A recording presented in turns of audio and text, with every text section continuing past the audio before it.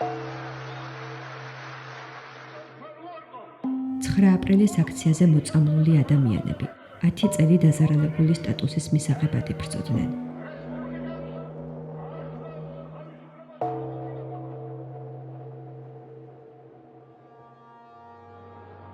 არსებობდა 1993 წლის თენგის სიგუას ხელმოწერილი დადგენილება და მოწამლულებს ეკუთვნოდათ უფასო მკურნალობა, სანატორიუმის საგზურები, შეღავათები ტელეფონის დადგმასა და დასაქმების საკითხებში.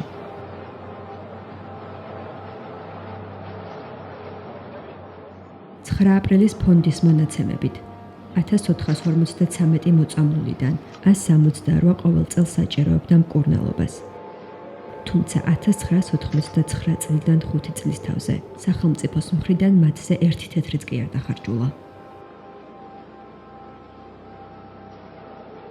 სახელმწიფომ ახალი დადგენილება 5 წლის შემდეგაც მიიღო, თუმცა 50%-იანი შეღავათები მხოლოდ ქაღალდზე დარჩა.